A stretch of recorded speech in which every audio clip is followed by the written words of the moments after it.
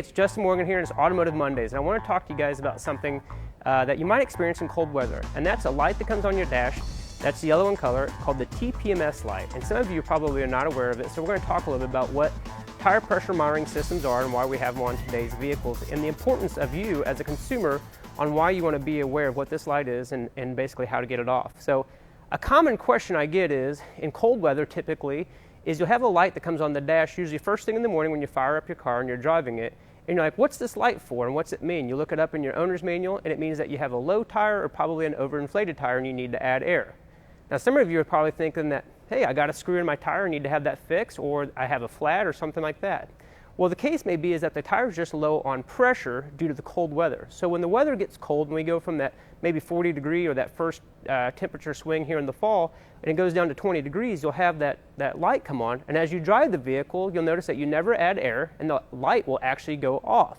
So why is that? Well, as the car basically is driven and it builds friction in the tire and a little heat is generated, that will actually fall back into an allowable range, around 35 psi typically, and that light will go off. So those sensors on the vehicle are actually monitoring each tire's pressure and alerting the vehicle to alert the driver to know whether you have a low tire or an overinflated tire. So we're going to take a look here at the light on the dash and show you how to check this as a consumer or what you need to do with your local repair facility. So take a look here. So a couple things you'll notice. On some cars, on lower line cars, they're not going to actually alert you to what tire is actually low on air. So it's all it's going to do is show this light that you're going to see here in the picture on the dash is going to illuminate.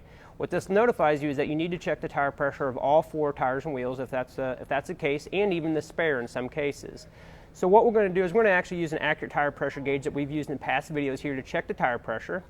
On this specific vehicle, though, it's a Highline vehicle, and it actually will tell you the tire pressure sensor for each tire, left front, left rear, right rear, and let you know which one has the low tire pressure. Indicated here by the dash, we're actually going to be checking the right front, and the problem is we're going to have a specified range. If you look at the placard here, at 35 is our cold tire pressure. So you give or take about 6 to 7 psi, so you're looking at 29 to maybe 41 psi is the range that the car's happy. Anything above or below that, we need to check the tire pressure and make sure that we don't have a screw in the tire or some type of concern. So we're going to go ahead and check the tire pressure here. And it's fairly accurate. On the dash it says 21 psi. Here we're showing 22 psi on our gauge. So this is the tire that we need to go ahead and inflate. Anytime there's a tire rotation, either the car will automatically do the relearn, or after the fact, the technician in the shop actually has to go do through a relearn procedure. If that relearn procedure was not done, on some vehicles it'll actually show that the right front is the issue when the left rear could be the issue, or another tire.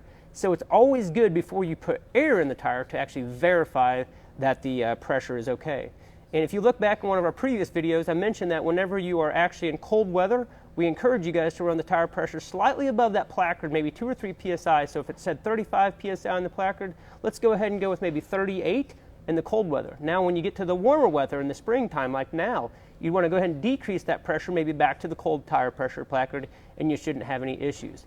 However, if you constantly are getting this going on, I would encourage you to take that vehicle to a repair facility and verify that you don't have a leaking valve stem, a screw in the tire, or some type of other tire leak causing your issue.